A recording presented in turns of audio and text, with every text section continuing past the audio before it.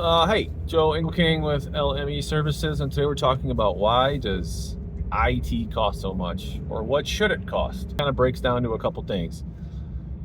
It's either you're doing your reactive IT pricing, right? Hourly support, something broke, I call my guy or gal, he fixes it, and it costs. Depends on how much skill that IT person thinks they have. Somebody who's fresh in the game, doesn't have that much experience, they're probably going to charge you $50 to $75 an hour. Somebody who's been around for a little while, realizes they know what they're doing, you're probably looking at $100 an hour. Then you got people who start to think that they're experts. You're looking at $150 to $200 an hour. Anything over that is probably some kind of specialized support, right? Migrations, projects, implementations. Your proactive monitoring for the future type of IT support, your managed services or MSPs, they charge for proactive monitoring, a full service, everything's included, monthly support. IT companies come to that pricing is they figure what it's going to cost to support you, right?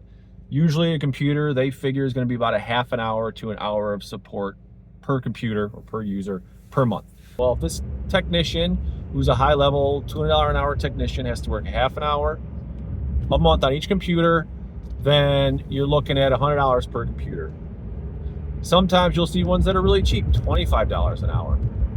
Now, all of those are either low-level technicians and or they're not including anything. User per computer, you're just getting us to answer the phone call, and anything after that is not included. So it looks nice, $25 an hour, but that doesn't include anything. That low-level support or cost comes with all types of caveats and frustrations, as when you're getting billed now, you're going to get 1,000 line items that you don't understand. What we do, and what most, I think, or a decent amount of IT companies do, is they bill to include everything. Remote support, on-site support, your basic licensing for antiviruses or spam filtering and RMMs, because IT companies want to make sure that there are as few issues as possible. So they're going to build in a lot of tools to keep issues to a minimum, because we both want your computers to work great.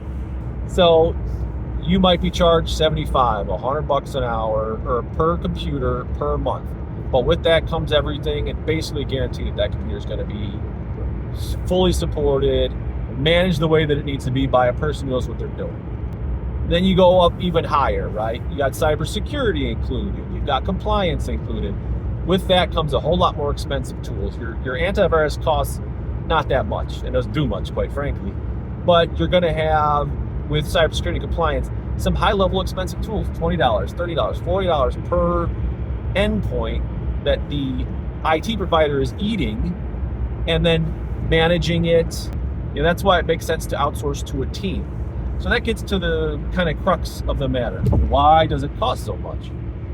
Right? You might be a small business and an IT provider saying it's going to be $5,000 a month to support your 25-person company. You say, geez, that's a lot. And it is. If I, as a small business, someone came to me and said, I want you to pay me $5,000 a month, I sure as heck would be like, why is it so much? Well, the reason being is you're hiring an IT person, or in some cases, an IT person and a cybersecurity person. So just look at them as an employee, right? You're getting an IT person to fully manage everything along with the licensing. An IT person, a low-level one's going to cost you $50K, right? That's the low end, $50K, $60K, plus all the other stuff. If you want an actual expert, then you're talking $100K, $80K. Looking at that cost as just a service, but really you're hiring a person or a team to be the IT person. And $5K a month, let's say, that's not bad. That's cheaper than hiring in-house, with all the benefits of not having to hire and train and deal with this person and work-life balance and all the other stuff you have to deal with that. Same with cybersecurity, right? To hire a cybersecurity person who is more than an IT person, right? You're talking at least $80K to a lot more than that for an experienced cybersecurity person that you could say, on a cybersecurity questionnaire or a vendor questionnaire or a cyber insurance questionnaire, that you're confident that person who's filling out that information knows what they're doing, is filling it out accurately. And again, if you're paying an extra, let's say it doubles your cost. Now you're at $10K a month. That sounds crazy. $10K a month for IT and cybersecurity. to manage all that technology. A lot of times with cyber, we're actually paying an overnight team to watch, because that's when people get hacked in the middle of the night. But they're looking for the symptoms and the behavior. And that's what a cybersecurity person does. People run your business, but people run the technology. And if your people do not have the technology, or they have got old, out-of-date systems, or they're not set up right, you are talking about bottlenecks at every step of their job. If your technology is old and out of date and laggy, your clients are going to feel that. Your employees are going to be frustrated. Your bottom line is going to be frustrated. That's the other part of this, right? If you've got a reactive IT support hourly person, are you going to want to call them with questions? He's going to charge me, I don't know, I call $180 an hour. No, so you're not even calling for support. So that's why you get the proactive.